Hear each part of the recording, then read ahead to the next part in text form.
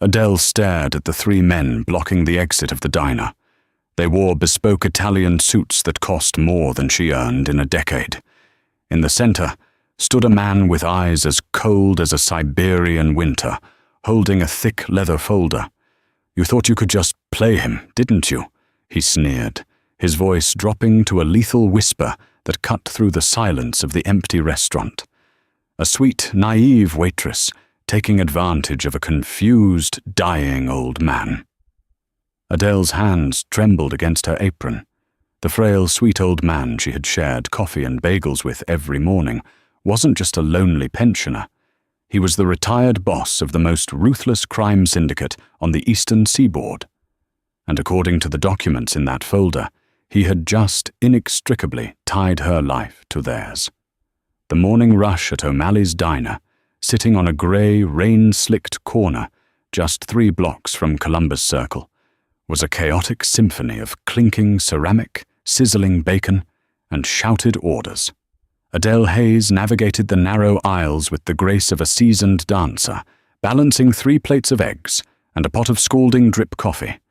She was 26, running on 4 hours of sleep and drowning in the crushing reality of a $60,000 medical debt left over from her mother's final weeks at Bellevue Hospital.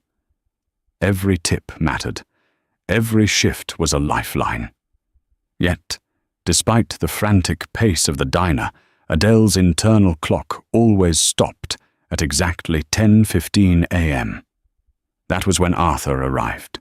He was a fixture, a ghost of a man who seemed to materialize from the Manhattan fog.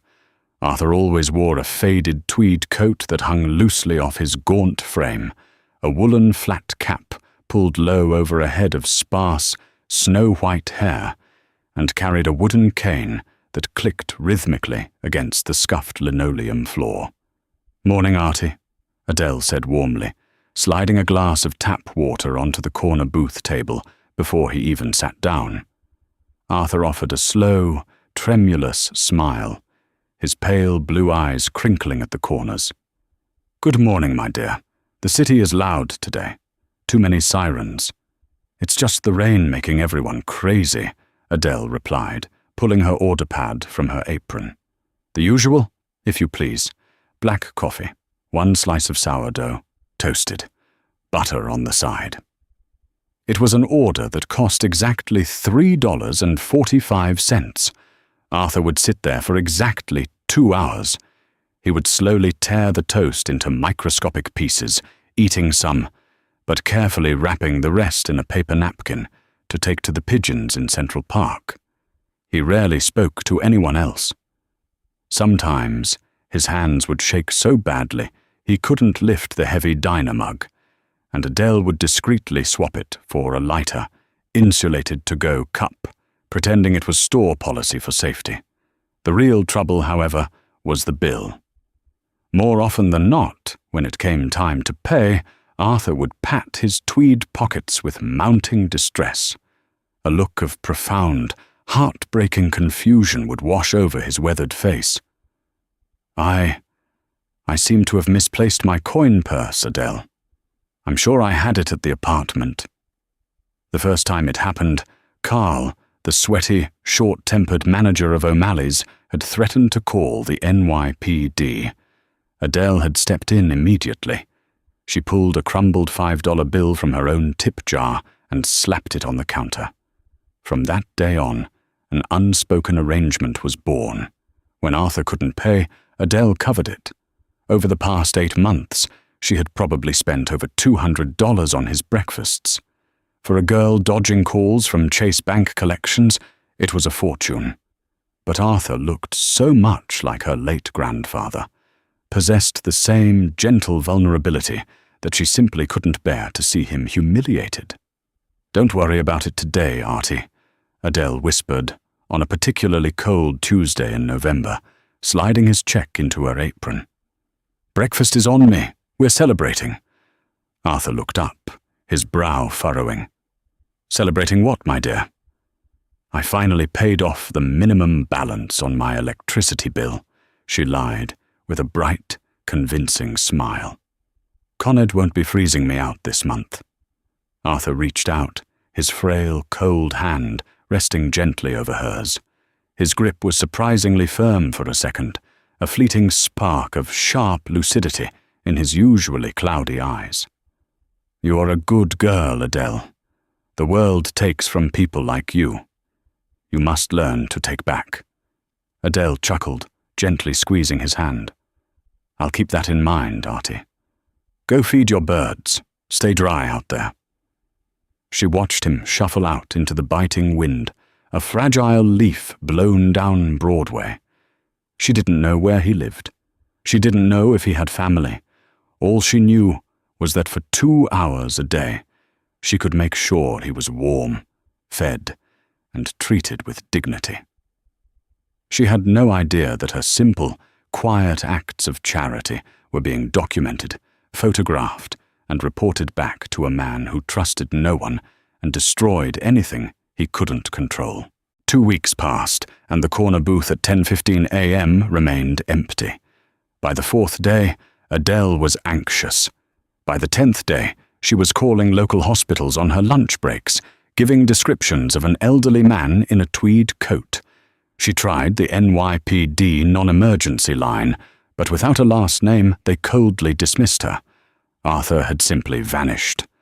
On a bleak Thursday afternoon, the diner was dead. The lunch rush had cleared out early due to a torrential downpour. Adele was wiping down the counter, the pungent smell of industrial bleach masking the greasy scent of the fryers, when the atmosphere in the room suddenly shifted. It started with the vehicles.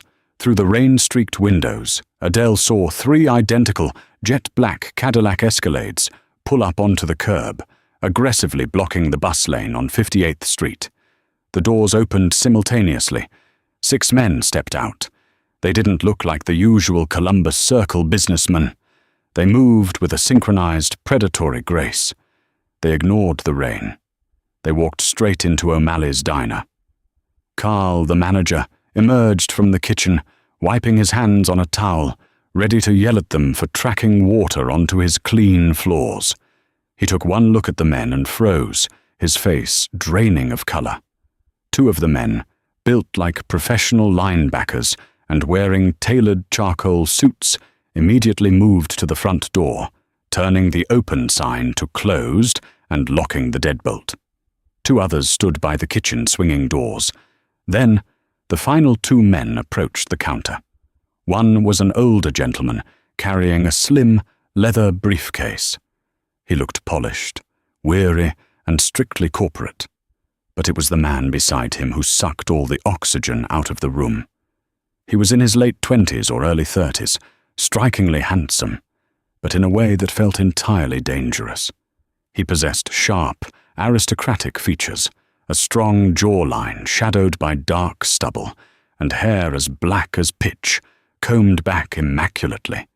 He wore a midnight blue Brioni suit that fit him like armor, but it was his eyes that made Adele's breath hitch. They were a vivid, piercing hazel, and as they locked onto her, they radiated pure, unadulterated hostility. "Adele Hayes," the man said. It wasn't a question. His voice was a low, resonant baritone, smooth like expensive bourbon, but lined with razor wire. Adele dropped her rag on the counter, her heart hammering against her ribs. "Yes? Are you? Who are you? We're closed." The man didn't blink.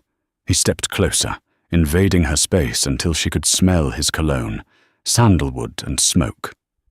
"My name is Andrew Moretti, and I am entirely out of patience." He gestured to the older man beside him, who stepped forward, opening his briefcase. "Miss Hayes," the older man said, his tone clinical. "I am Harrison Sterling, senior partner at Sterling, Croft and Associates. We represent the Moretti family." Adele looked between them, thoroughly bewildered. "I don't know any Morettis.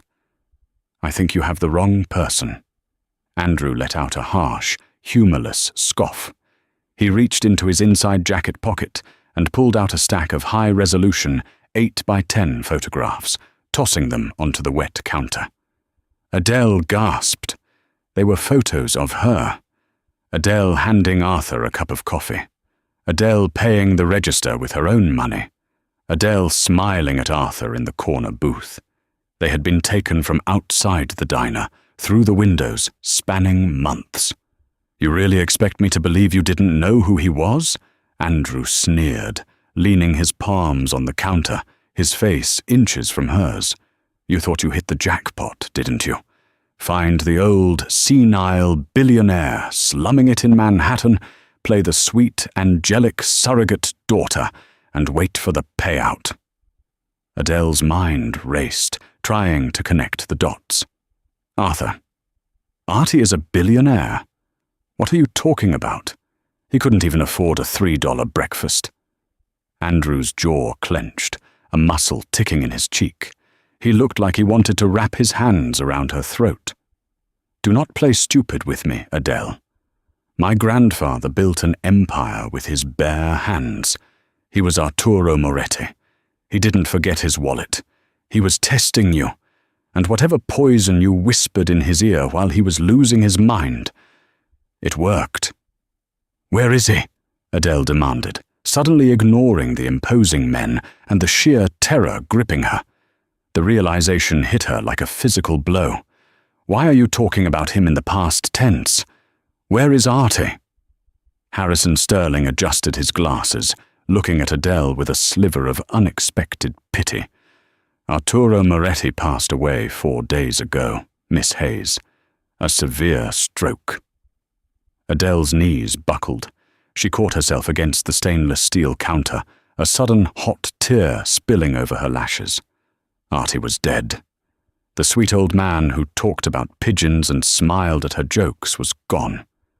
"No," she whispered, her voice cracking. "No, he was just here. He was fine." Andrew watched her tears with cold skepticism. "Save the performance. You're not on Broadway. Grab your coat." Adele looked up, wiping her cheek fiercely. "Excuse me. I'm not going anywhere with you." The 2 large men at the door took a synchronized step forward. Andrew didn't even look at them. He kept his eyes locked on Adele's. "That wasn't a request, Miss Hayes. You are legally mandated to be present for the reading of the final will and testament of Arturo Moretti. And seeing as my grandfather, in a moment of absolute insanity, named you as a primary beneficiary, you are coming with us. Now." Adele looked at Carl, who was cowering behind the cash register, refusing to make eye contact. She looked at the locked doors. She had no choice. Untying her apron with shaking hands, she tossed it onto the counter, her mind spinning into a dark, terrifying abyss. She had just wanted to buy an old man some toast. Now she was getting into a car with the mafia. The ride to the financial district was suffocating. Adele sat in the plush leather back seat of the middle Escalade, wedged between the door and Andrew Moretti. He hadn't spoken a word since they left the diner, instead staring out the tinted window at the blurring city lights, his jaw locked tight. The silence was heavier than the humid air outside. They pulled into the underground garage of a sleek, glass-fronted skyscraper on Wall Street. Adele was ushered into a private elevator that rocketed up to the 54th floor. The doors parted to reveal the opulent, intimidating offices of Sterling, Croft, and Associates. Everything was mahogany, imported marble, and hushed, expensive silence. Andrew led the way into a massive corner boardroom. The panoramic windows overlooked the Statue of Liberty, shrouded in the evening mist. Sitting around the sprawling, 20-foot oak table were several terrifyingly silent, severe-looking men and women. Adele recognized the distinct, predatory aura of power. These were not just lawyers. They were the upper echelons of the Moretti organization, the legitimate fronts and the illegitimate shadow runners. "Sit," Andrew ordered, pointing to a high-backed leather chair at the center of the table. He took the seat at the head, directly opposite her. Harrison Sterling took his place at the podium near the window, opening a thick, velvet-bound document. The room fell into a deathly quiet. Adele felt 20 pairs of eyes drilling into her skull, dissecting her cheap Target sweater and worn-out jeans. "We are gathered here to execute the final will and testament of Arturo Vincenzo Moretti," Sterling began, his voice echoing off the glass. He read through standard legal jargon for what felt like hours. He detailed trust funds for cousins, charitable donations to Catholic orphanages in Sicily, and the transfer of cash assets to various offshore holding companies. Andrew looked bored, drumming his fingers rhythmically against the mahogany table. "And now, to the matter of the primary estate and the controlling shares of Moretti Holdings LLC," Sterling announced. The room suddenly tensed. Men leaned forward. Andrew stopped drumming. "As you all know," Sterling continued, "Moretti Holdings is the umbrella corporation for the family's real estate, casino operations in Atlantic City, and the shipping logistics firm out of Newark. It is the crown jewel of Arturo's life's work, valued at roughly $1.4 billion. Adele felt lightheaded. She gripped the armrests of her chair to keep from sliding out of it. "Billion, with a B." Sterling cleared his throat, looking directly at Andrew, and then, slowly, at Adele. "I will read Arturo's exact words. To my grandson, Andrew, I leave my name, my legacy, and the heavy burden of leadership. You have the mind of a king, Andrew, but the heart of an executioner. You rule through fear, and fear is a brittle foundation. You lack mercy. You lack the understanding of the common man, the very people whose backs built our empire." Andrew's face darkened, a terrifying storm brewing in his hazel eyes. He looked ready to rip the podium from the floor. Sterling swallowed hard and kept reading. "Therefore, I cannot, in good conscience, leave you absolute control of Moretti Holdings. Not yet. Not until you learn what it means to protect, rather than just destroy. I have found someone who understands the value of a dollar, the weight of compassion, and the strength of quiet endurance." "Get to the point, Harrison," Andrew growled, the wood of the table groaning under his sudden grip. "I hereby bequeath 51%, the controlling majority shares, of Moretti Holdings LLC to Miss Adele Hayes," Sterling read, his voice slightly shaking. Pandemonium erupted. Chairs scraped violently against the floor. 3 men stood up, shouting in rapid-fire Italian. A woman at the end of the table slammed her fist down. Andrew didn't move, but his eyes locked onto Adele with a murderous, calculating intensity that made her blood run cold. Adele couldn't breathe. "Wait, no!"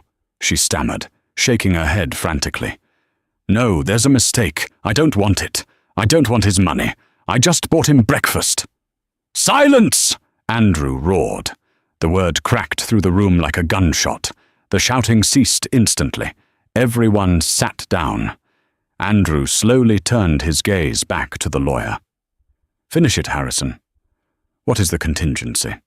My grandfather wouldn't hand the family business to a diner waitress without a catch." Sterling wiped his forehead with a monogrammed handkerchief.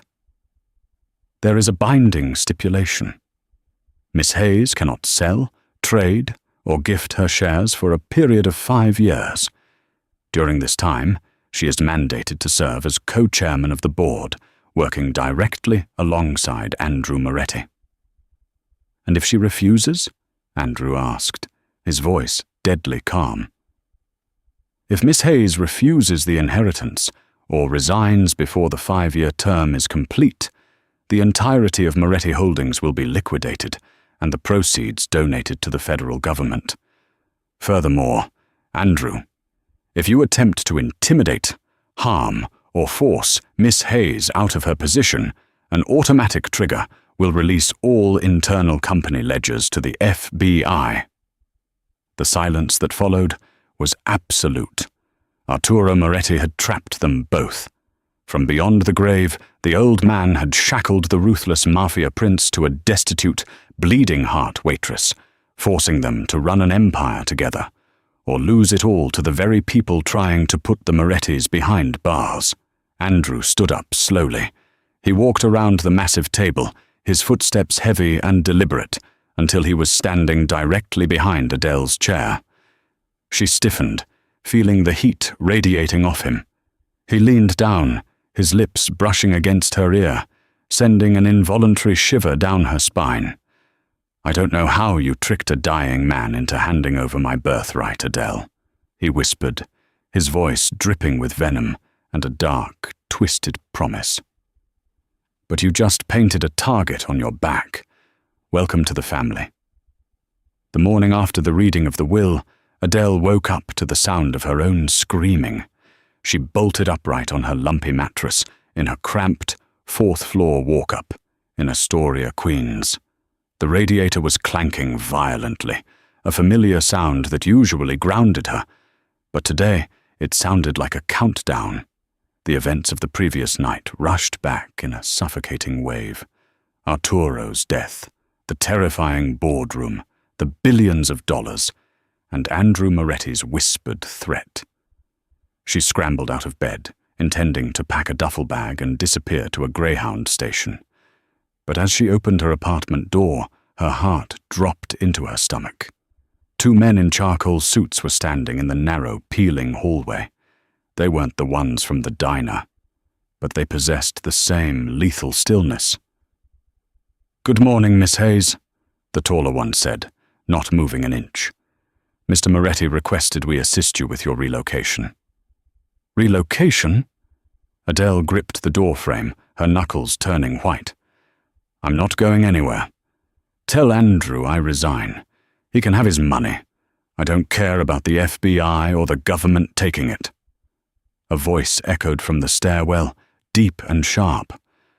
"Unfortunately, Adele, you don't have the luxury of walking away." Andrew ascended the final steps, looking immaculate in a tailored charcoal overcoat despite the early hour. He stepped past the guards, forcing Adele to back into her tiny, cluttered living room. He looked around with undisguised distaste, taking in the water stains on the ceiling and the stack of past-due bills on her cheap IKEA coffee table. "Do you know what happened the moment Harrison Sterling read that will?" Andrew asked, closing the door behind him. The small apartment suddenly felt devoid of oxygen. The news hit the streets. By midnight, every rival family from the 5 boroughs to Philadelphia knew that Arturo Moretti handed half his empire to a civilian. A waitress. Adele swallowed hard. "So? Let them know. I'm leaving. If you walk out that door alone, you'll be dead by sunset," Andrew said, his hazel eyes locking onto hers with terrifying sincerity. "You own 51% of a logistical network that moves weapons, narcotics, and untraceable cash through the port of New York and New Jersey. Do you think the Russian syndicate in Brighton Beach cares that you just wanted to buy an old man some toast? To them, you are a weak link, a vulnerability. If they take you, they take the port." Adele's knees felt weak. She sank onto the edge of her worn sofa. "So what? You're going to kill me instead?" Andrew let out a harsh, bitter laugh. "If I kill you, the will triggers. The company ledgers go to the feds, the assets are seized, and my family's legacy is ash. No, Adele. My grandfather made sure you are the most protected woman on the eastern seaboard. Your pulse is directly tied to my empire." He pulled a sleek black folder from his coat and tossed it onto the coffee table, right on top of her threatening letters from Chase Bank. "What's this?" she asked, her voice trembling. "I bought your debt," Andrew stated flatly.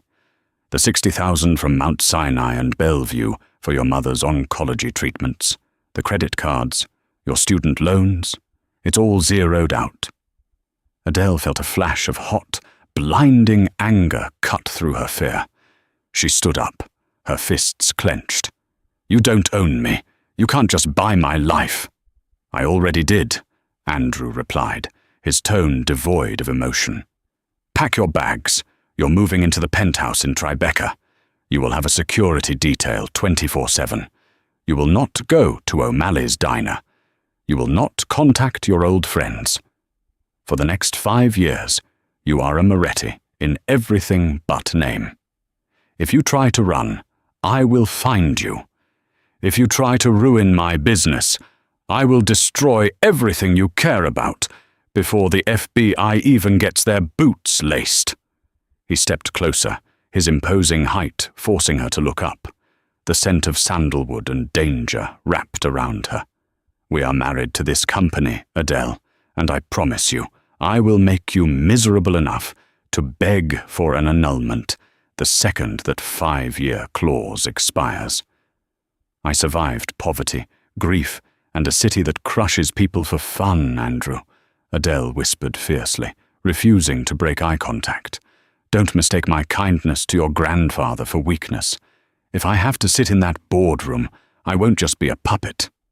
A flicker of something, surprise, irritation, respect, crossed Andrew's face before his mask of cold indifference slipped back into place. We'll see about that. The cars are waiting. The Tribeca penthouse was a masterclass in sterile luxury. It spanned the entire top floor of a glass high-rise, boasting a panoramic view of the Hudson River. But to Adele, the floor-to-ceiling windows just felt like the transparent walls of an ant farm. Everywhere she went, a massive, silent bodyguard named Rocco followed 3 paces behind. For the first 2 weeks, Andrew effectively ghosted her. He left her trapped in the penthouse with unlimited credit cards and nothing to do. It was a calculated psychological tactic, designed to make her feel small, useless, and overwhelmed by the isolation of wealth. But Arturo hadn't chosen Adele for her ability to surrender. On a rainy Tuesday, exactly 3 weeks since Arturo's death, Adele marched into the private elevator, pressed the button for the underground garage, and ordered Rocco to drive her to the headquarters of Moretti Holdings. When she pushed open the frosted glass doors of the executive suite, the receptionist nearly dropped her headset. Adele ignored the frantic protests and walked straight into the corner office, throwing the double mahogany doors open. Andrew was standing over a sprawling blueprint of the Port Newark Elizabeth Marine Terminal, surrounded by 3 burly, heavily scarred men who looked less like executives and more like executioners. They all froze. Andrew slowly straightened up, his eyes narrowing into lethal slits. "What are you doing here?" "I am the co-chairman of the board," Adele said, her voice remarkably steady, despite the adrenaline roaring in her ears. She was wearing a sharp, tailored navy suit she had bought the day before. "The will stipulated I work alongside you. I can't do that staring at a television in Tribeca." One of the scarred men, a thick-necked enforcer named Leo, let out a low chuckle. "Boss, you want me to escort the little lady back to the sandbox?" "Touch me, Leo, and I'll fire you," Adele snapped, fixing the man with a glare she usually reserved for drunken patrons at the diner who tried to grope her. "And since I hold 51% of the voting shares, HR will have to process it." Leo's smile vanished. He looked at Andrew, uncertain. Andrew stared at Adele for a long, agonizing moment. The tension in the room was thick enough to choke on. Then, unexpectedly, he gestured to the door. "Leave us." The 3 men quickly filed out, closing the door heavily behind them. Andrew walked slowly around his massive desk, stalking toward her like a panther.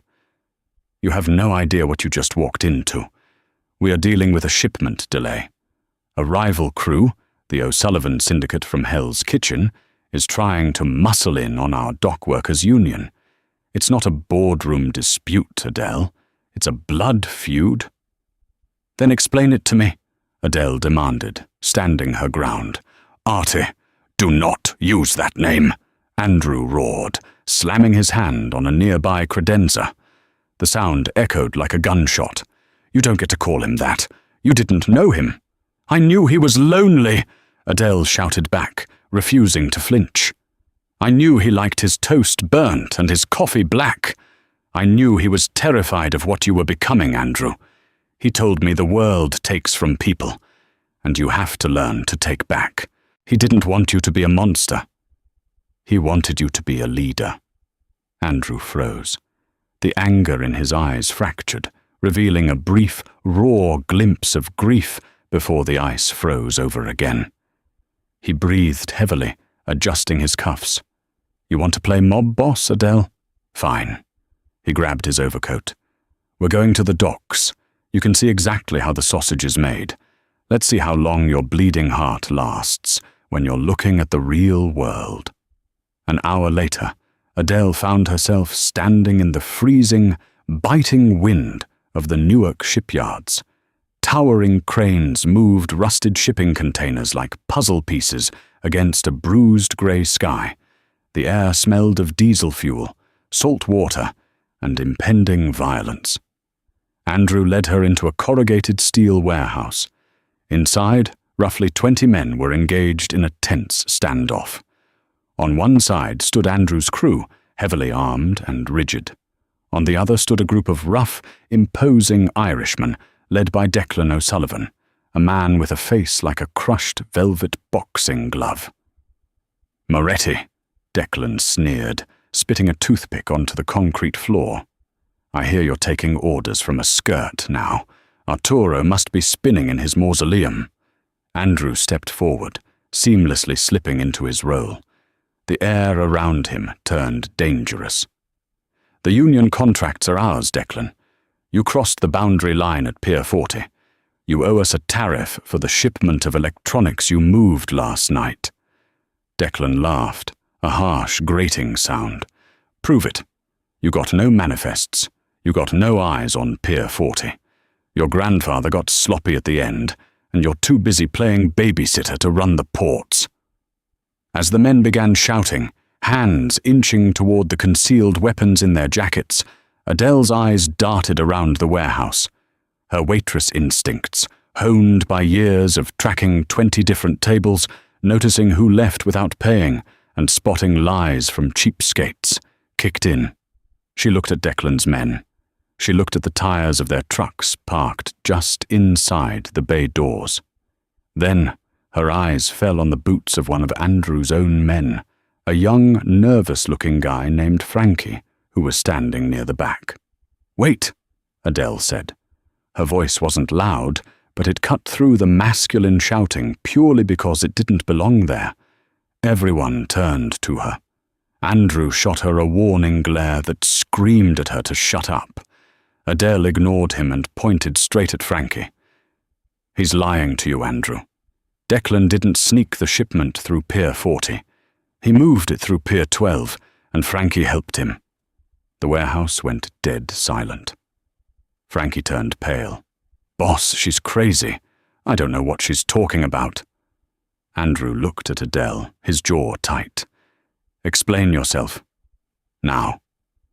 "Pier 40 is a deep-water berth. It's clean asphalt," Adele said, her voice gaining confidence. "But Pier 12 is currently under construction, right? They're laying down that reddish, crushed brick and industrial limestone. I read the quarterly infrastructure reports you left on the dining table in the penthouse." She pointed to the trucks behind Declan and then to Frankie's heavy work boots. "The tire treads on Declan's trucks are caked in red limestone dust, and so are Frankie's boots. None of your other men have that dust on them. Frankie was at Pier 12 last night with Declan's crew." Declan's smug smile vanished. Frankie bolted for the side door. He didn't make it 3 steps before Leo tackled him to the concrete. Andrew didn't even look at the traitor. He kept his eyes locked on Adele. The hostility in his gaze had vanished, replaced by a sharp, intense, and profoundly dangerous curiosity. He slowly turned back to Declan, his voice dropping to a terrifying whisper. "It seems my co-chairman has better eyes than my entire crew," Andrew said smoothly. You owe me the tariff, Declan, plus a 50% penalty for bribing my man. If the money isn't wired by midnight, I won't just take Pier 40, I'll take Hell's Kitchen.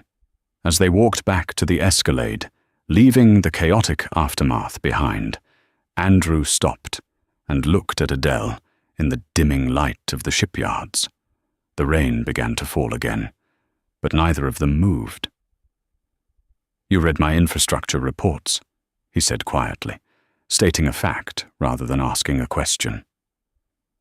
"I told you," Adele replied, pulling her coat tighter against the chill. "I'm not going to be a puppet." Andrew took a step closer. The physical distance between them evaporated. For the first time, Adele didn't just see a monster. She saw a man who carried the crushing weight of an empire, staring at her as if she were the only puzzle he couldn't solve. "No," Andrew murmured, his voice laced with a dark, terrifying promise. "You certainly are not." The transition from a queen's walk-up to the treacherous heights of New York's criminal aristocracy didn't happen overnight, but by the time December blanketed the city in snow, Adele Hayes was no longer just a terrified waitress. She was the ghost of Arturo Moretti, breathed into the form of a 26-year-old woman with a mind like a steel trap. Andrew had stopped treating her like a liability. Instead, he treated her like a weapon.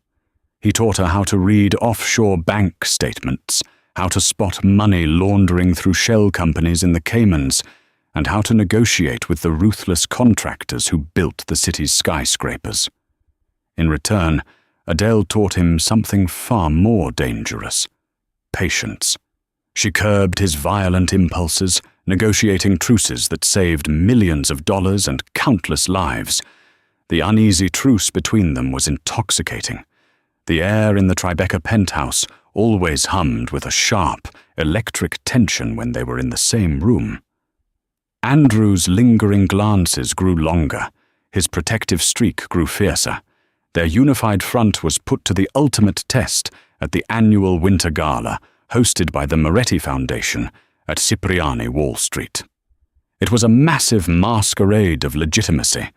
Hundreds of the city's elite, hedge fund managers, real estate tycoons, and heavily guarded mob bosses mingled under the soaring, 60-foot vaulted ceilings. Even prominent politicians were there, including State Senator Thomas Gallagher, a man whose re-election campaign was heavily funded by anonymous donations from Moretti-affiliated PACs. Adele stood near the edge of the grand ballroom, wearing a backless emerald-green silk gown that Andrew had specifically ordered from Milan. A diamond choker, plucked from the Moretti family vault, rested heavy against her collarbone.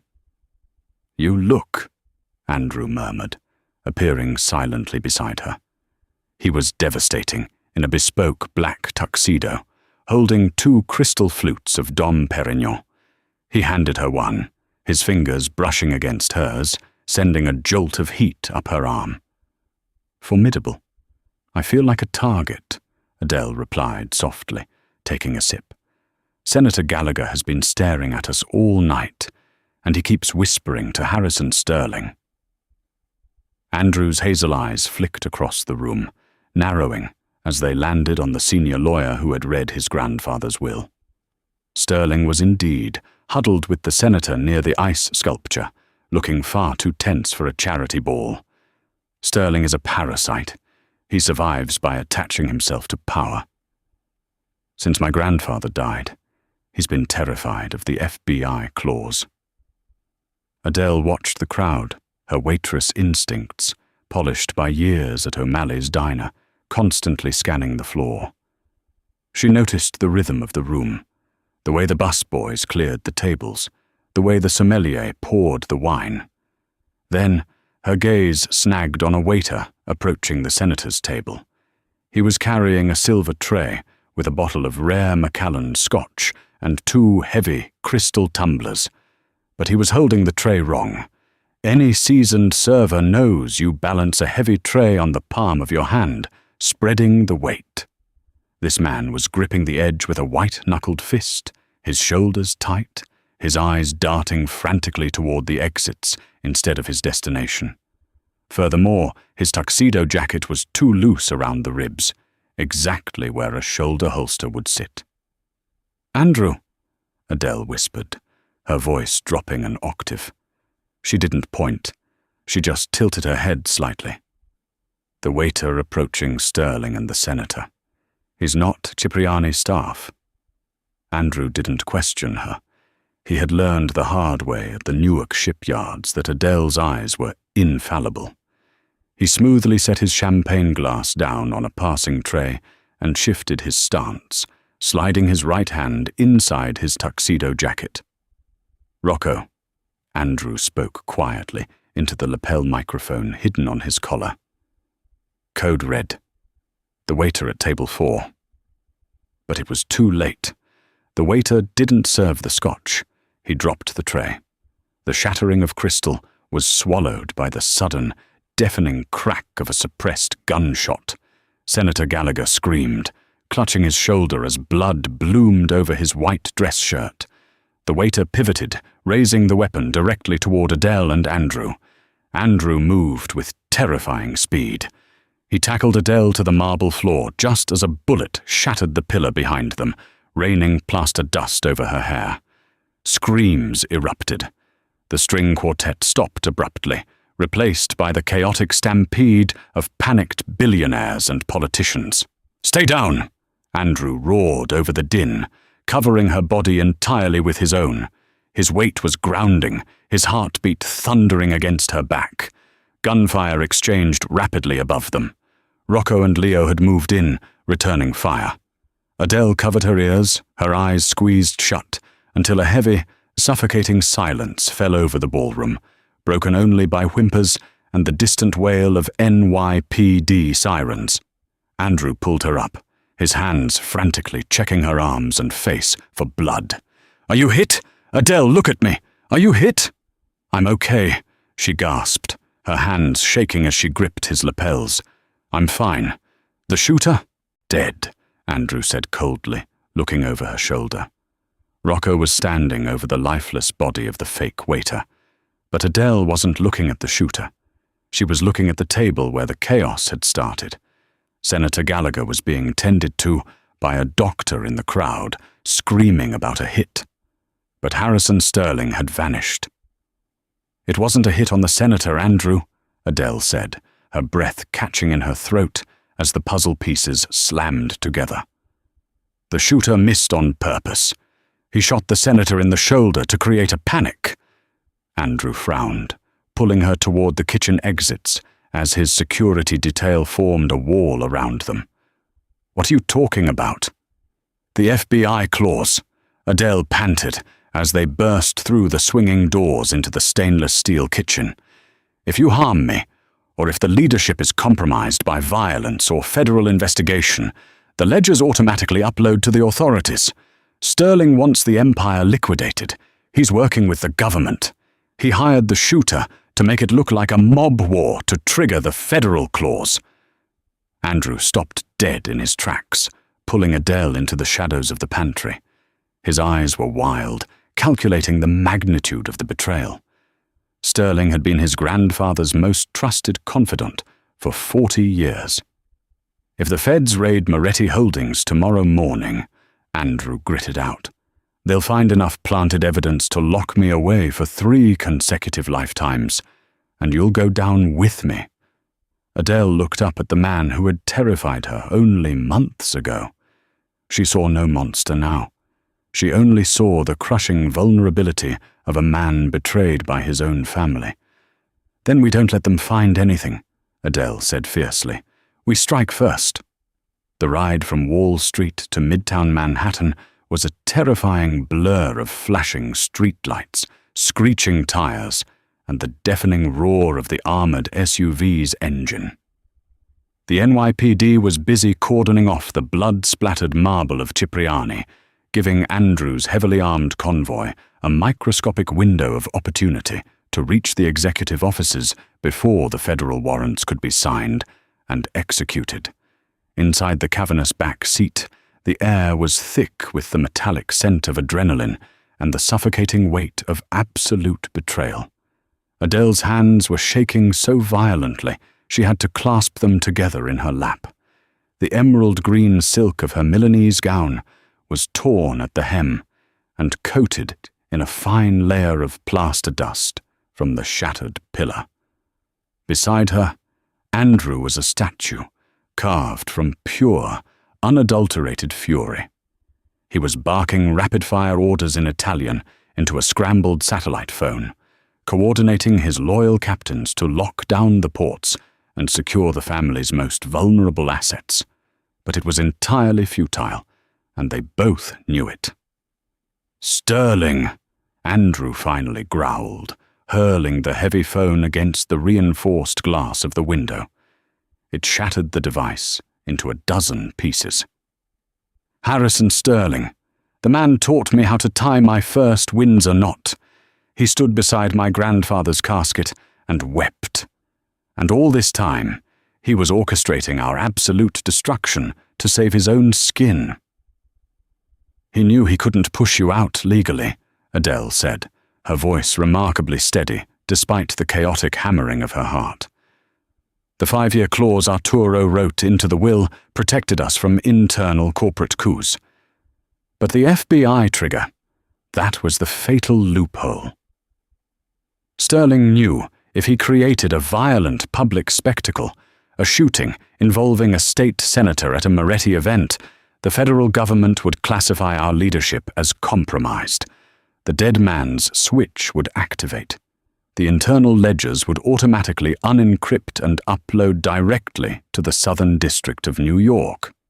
Andrew dragged both hands through his normally immaculate pitch-black hair, completely unraveling before her eyes.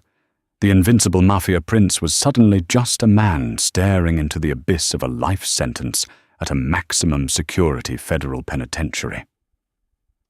"If the feds breach the server room tomorrow morning, Adele, they won't just find tax evasion. They will find the blood of 3 generations.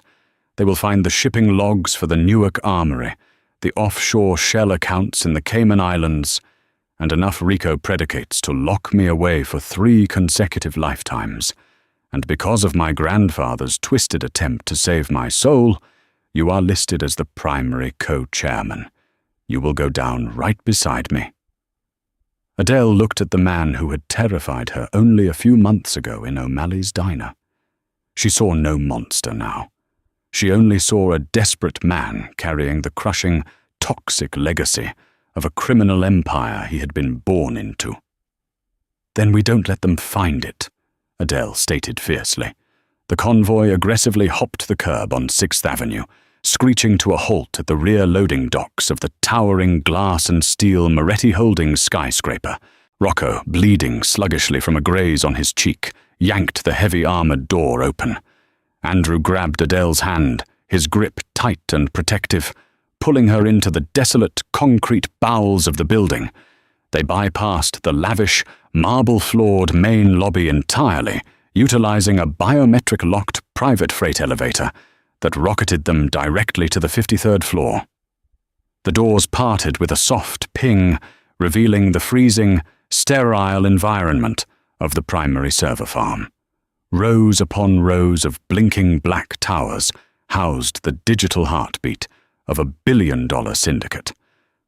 "Wipe it," Andrew ordered, stalking toward the central command console, where a terrified, bleary-eyed IT technician was frantically typing.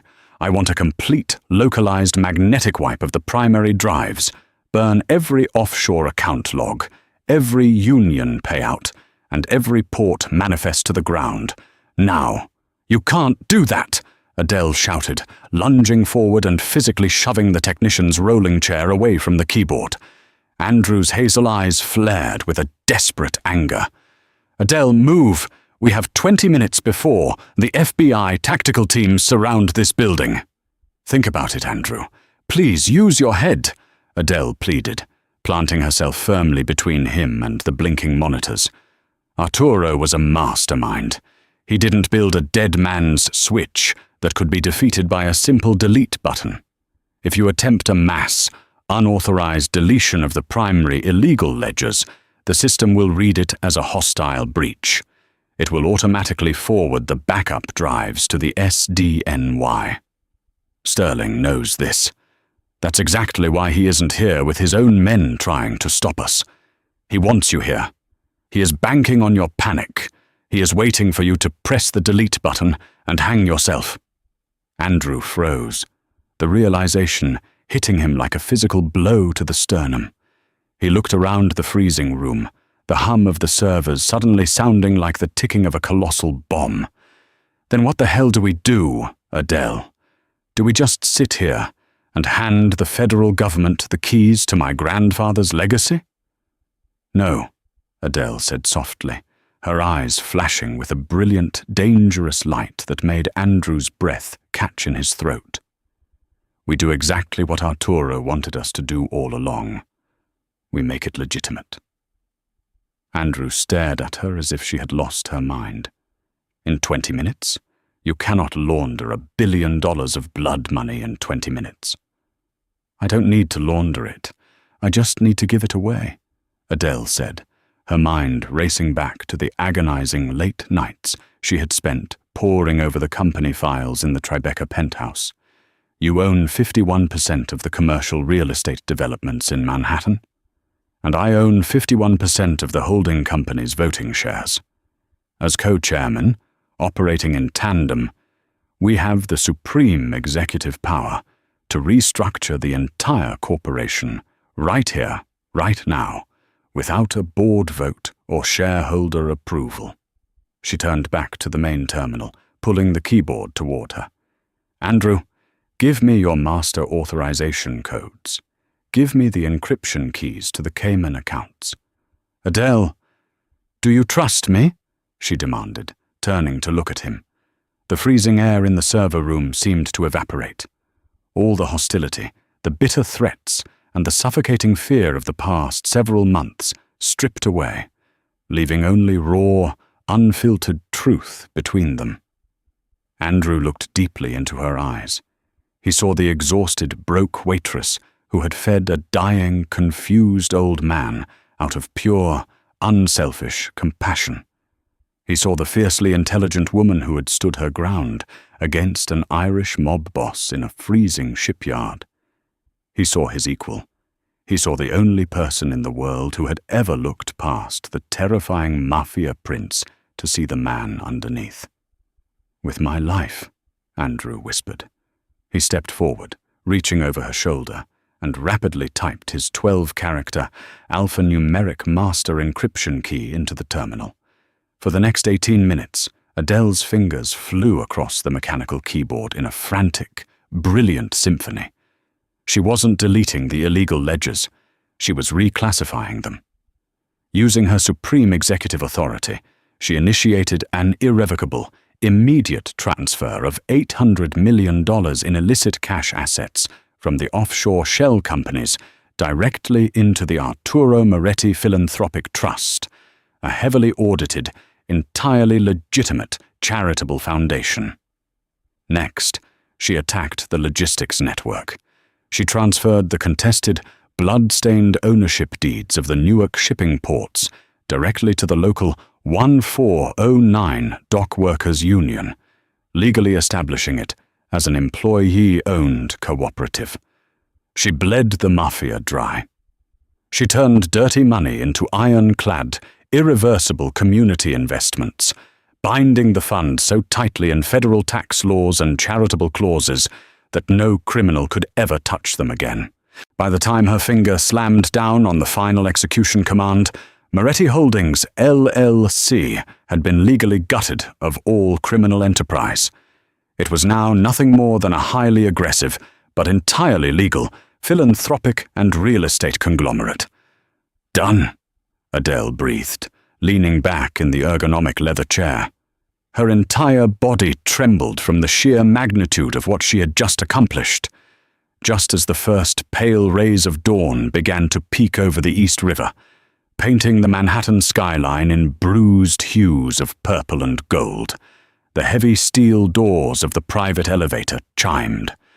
Harrison Sterling stepped out, looking immaculate in a tailored suit, flanked by 6 stern-faced men wearing dark windbreakers with the bright yellow letters, FBI.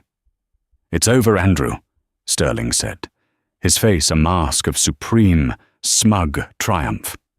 He held up a freshly signed document. "I have a federal warrant for the immediate seizure of all corporate assets and servers, sanctioned by Judge Kaplan. You're finished, both of you." Andrew didn't flinch. He casually leaned his hip against the server rack, crossing his arms over his chest. "You're a little late to the party, Harrison." The lead FBI agent, a tall, imposing man named Caldwell, stepped forward. He shoved past Andrew and plugged a federal decryption drive into the terminal Adele had just vacated. Agent Caldwell stared at the screen for a long, agonizing minute. His brow furrowed deeply. He aggressively typed a series of search commands. Then he turned to Sterling, his face flushing with fury. "What kind of game are you playing, Sterling?" Agent Caldwell barked, his voice echoing in the cold room. "There are no illegal offshore accounts here.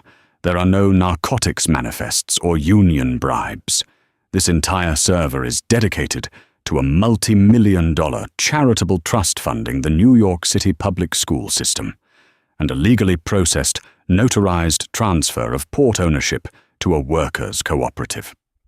Sterling's face instantly drained of all color, taking on the pallor of a corpse. "That's impossible. The triggers, the money, it was all there yesterday."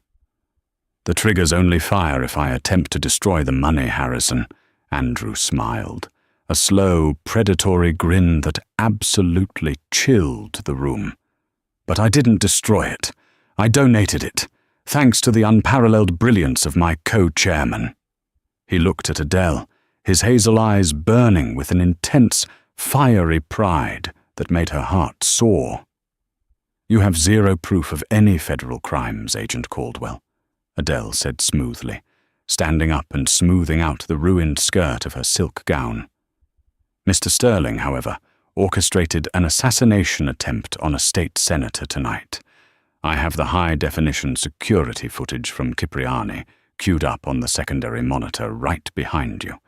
It clearly shows Sterling handing a heavy envelope of cash to the fake waiter 10 minutes before the shooting. I strongly suggest you arrest him before he attempts to flee the jurisdiction." Sterling sputtered, taking a frantic step backward toward the elevator. But the FBI agents had already turned on him. The sharp, metallic click of handcuffs snapping around the senior lawyer's wrists echoed beautifully in the quiet room. As the authorities dragged the screaming, humiliated lawyer into the elevator, the heavy steel doors slammed shut, leaving Adele and Andrew entirely alone in the glow of the server lights. The adrenaline finally crashed out of Adele's system, leaving her utterly exhausted and lightheaded. Her knees gave out, but before she could hit the cold floor, Andrew was there. His strong arms caught her, pulling her flush against his chest, holding her as if she were the most precious thing in the world. "You crazy, brilliant, impossible woman," Andrew breathed, his voice thick with an emotion he had never allowed himself to feel. He buried his face in her neck, breathing in the scent of plaster dust and her sweet perfume. "You saved me. You saved my soul." "Artie saved you," Adele whispered, wrapping her arms tightly around his neck, finally letting herself hold the man she had unexpectedly fallen in love with. "He knew you just needed a little push." Andrew pulled back, his hazel eyes completely devoid of the icy, lethal cruelty that had defined him for so long. He gently cupped her face in his hands, his thumbs stroking her cheekbones. "I told you that first day. I told you I would make you miserable until the 5 years were up." "You did?" Adele smiled, happy tears finally pricking the corners of her eyes. "You're absolutely infuriating." "Good," Andrew murmured, right before his lips crashed down on hers. The kiss was desperate, bruising, and filled with 1,000 unspoken promises. It tasted like survival, like relief, and like a brand new beginning. It was the permanent sealing of a true partnership, one no longer bound by a dead man's will, but by their own fiercely chosen destiny. 5 years to the day after Arturo Moretti's death, Adele Hayes stood in the newly renovated O'Malley's Diner. She had bought the building, fired Carl, and turned it into a high-end, yet welcoming community cafe. In the corner booth, Andrew sat reading the Wall Street Journal, looking sharper and more at peace than ever. The criminal empire was gone, replaced by a legitimate titan of industry that actually helped the city it once bled. Adele never resigned her position. The mandated 5-year clause had expired at midnight, but she hadn't packed a single bag. Instead, she had simply moved her things from the guest room into Andrew's master suite. She walked over to his table, sliding a plate down in front of him. Black coffee. 1 slice of sourdough, toasted. Andrew looked up, a soft, genuine smile gracing his aristocratic features. He took her hand, kissing her knuckles. "Thank you, Mrs. Moretti." A single act of kindness to an old man had dragged her into hell, but together they had fought their way into the light.